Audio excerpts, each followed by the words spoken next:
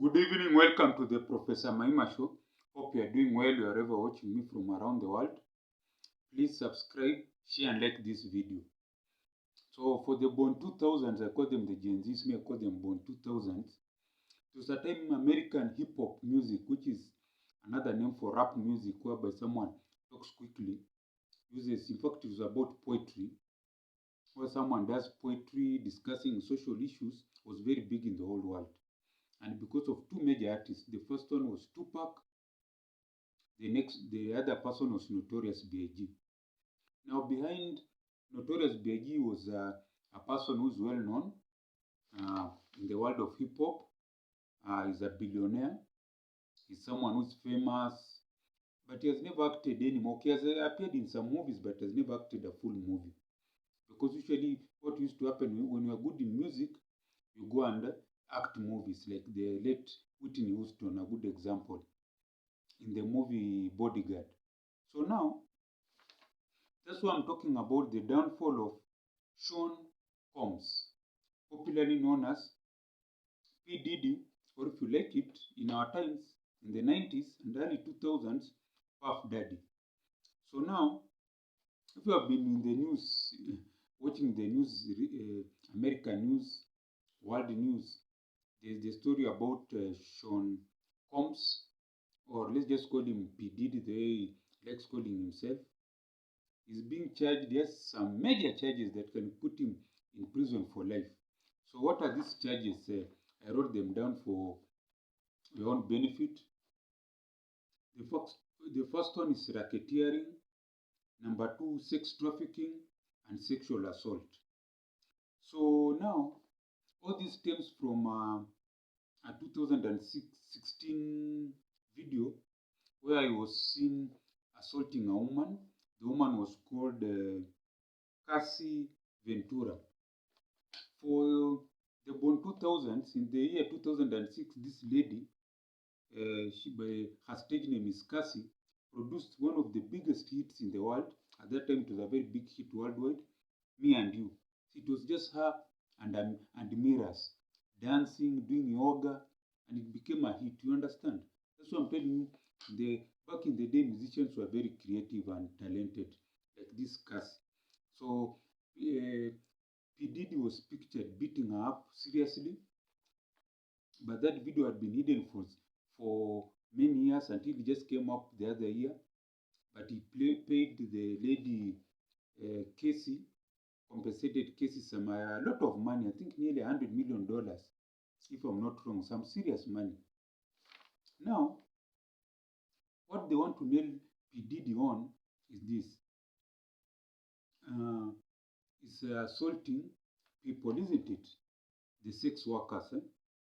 So they said that he's accused of abusing. Those are the sex workers and the people who are attending his parties. They do something called freak off. He will get women in his private homes. He has many homes. Or is on his yacht, a big ship, you know those yachts. And then they'll have these sex parties and what have you. So now in those sex parties, he's being accused of abusing, threatening and coercing women and others around him. There's also male prostitutes to fulfill sexual desires, protect his reputation, and conceal his conduct. You understand? So these are some of the serious charges that he's facing, and he can go to prison for life. These are serious charges. If you remember the guy, the person of Hollywood, I don't know, is Epstein, but the guy committed suicide in his prison cell. He was supposed to, this Hollywood executive was supposed to go out for life because he used to sexually abuse women, young actresses who wanted to get movie roles. He would abuse them and hide it. Everyone knew, but they were hiding it. When he was exposed, he went to prison, and in those, he was ready to expose big people in America, and they say he hanged himself. But that's a story for another day. So now, let's go back. Before we go back to these charges of P.Diddy or Sean Combs, we want to look at who is P.Diddy. His full name is Sean. They would say Sean Combs. His full name is Sean Combs. He was born in Harlem, but grew up in Mount Vernon, New York. So Harlem is like the ghetto of America. It's like here where you talk of those hard ghettos like Kibera slums, Madare slums. Those are tough ghettos. So he worked as a talent director at Uptown Records. So just a talent. He graduated from university and became a talent director. He loved music. He followed his heart talent. I think in university I done some degree in commerce or something. And then one day he met someone called Chris Wallace, better known as Notorious B.I.G. The guy was talented. He was rough from the hood, but he was very talented in rapping. So they named him Notorious B.I.G. And by that time, P.Diddy, Sean Combs, had formed his Bad Boy music label after leaving his previous job at Uptown Records. And then now, their music started being big. But now as that happened, on the other side, there appeared someone known as, it's called something Suge Knight, yeah, Suge Knight, a former criminal, formed another label known as Death Row in California, West Side. Well, now P.Diddy is on the East Coast, New York. So the time these two labels had some big artists, the Suge Knight label Death Row had Tupac Shakur, Snoop Doggy Dogg, Warren G. Yes, some of those artists. While the P.Diddy's label, Bad Boy, had people like Notorious B.I.G., they have said, Lil Kim, Junior Mafia. There were two young guys, they were called Junior Mafia, and other big artists. Now the rivalry grew between Tupac and Notorious. Then they ended up all of them being killed. Although people say, oh, P.Diddy was somehow involved in terms of generating the rivalry, so those people got killed. Suge Knight, the one who was owning Death Row, got jailed for killing a man. So Death Row collapsed. So there was only left one king standing. That was P.Diddy, Sean Combs, the king of hip hop, now from 2003, and started making records. One of his biggest records was I'll Be Missing You, featuring Faith Evans, the wife of the late Notorious. It became one of the biggest hits in the world, I'll Be Missing You. Very big.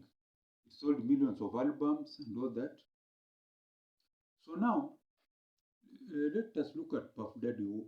What is his family life? He has 7 children from 2 wives. One is deceased, one is still living. So what is the net worth? I said he has 7 children from two women. One is dead, another one is living. He's worth $1 billion. Sean is called P.Diddy is worth $1 billion.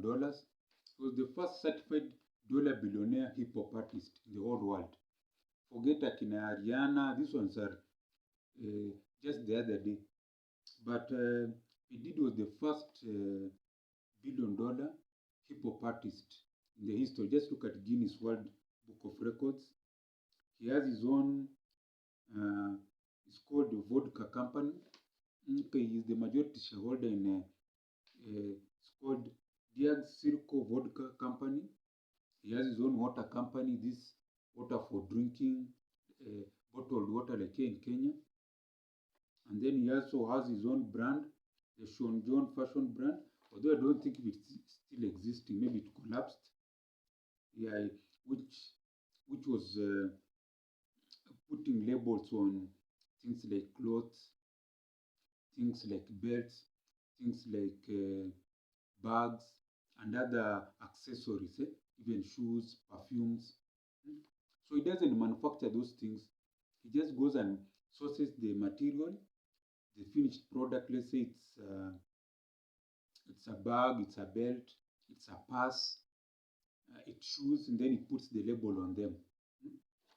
Something that I wanted Kenya to be doing, producing products like leather bags, shoes, and we have our young Gen Zs who have big social media or who are big celebs putting their labels on top. Okay. Then he also has Bad Boy Records, which is one of his is called what? What is one of his big projects, legacy projects, Bad Boy Records. He has over 10 cars worth over $1.6 million. That's around 200 million Kenya shillings. If you get that one, your life changes. 10 cars worth $1.6 million. So these are top of the range vehicles that very few people in the world own. So this, from being a rapper owning nothing to being a dollar billionaire, that's around over 120 billion Kenya shillings. And then, yeah, so that's yes. And then one of his former girlfriends, Jennifer Lopez, the well-known musician, movie actor, movie actress, how I want to put it. So now, this is the Sean Combs, P.Diddy, Puff Daddy, you name it. But now he's facing all these problems because of wrong choices. You know, when you have nothing, you always focused, you fight hard, you go for the best, you put yourself on the line to get the best. But once you have got it, you start his arrogance. His arrogance is what has brought this. Because he thought he was untouchable. He could now do anything, like leaders say in Africa, once they get power and money, they get corrupted absolutely. They say absolute power corrupts absolutely. So in the entertainment world, Sean Combs, he did had power and it corrupted him absolutely. He was doing bad things, the way you have seen, physical assault, enslavement, sexual abuse, and dehumanizing other human beings because you can pay them some small money. I'm sure they're being paid very small money to do those bad things. So who knows, it can be jailed for life. So this is a warning for the young Gen Zs. No matter how big you become, never forget where you started. He should have remembered where he started. It would have kept him very humble. Yes. That's what I'm saying. The downfall of Sean Diddy Combs, Puff Daddy. The downfall of Sean Combs, Puff Daddy. That's a big downfall. Because even if he survives these cases, that image we had of Puff Daddy, Notorious B.I.G. as the cream of hip hop in the 90s and early 2000s is gone. Because if the history of hip hop is written, people will mention him, but they will remember the scandals. Now they will remember Tupac, no scandals. Notorious B.I.G., no scandals.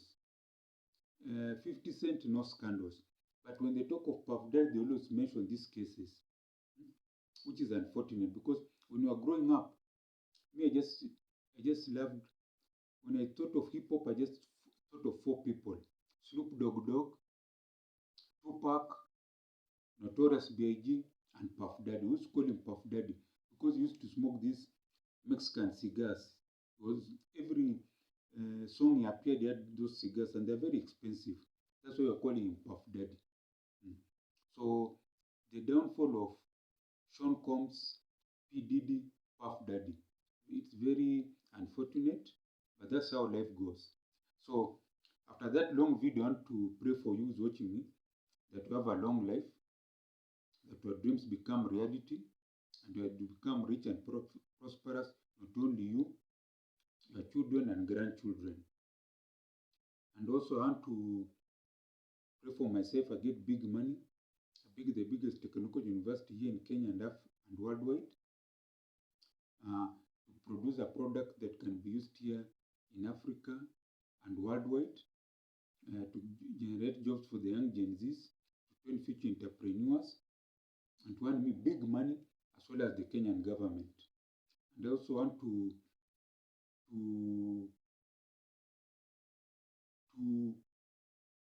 pray for you and ask that you also contribute something towards this channel. This is the mobile M-Pesa, +254 769 729 327. I repeat again, mobile M-Pesa, +254 769 729 327. And as I always say, gwaheri ya kuonana, gwaheri.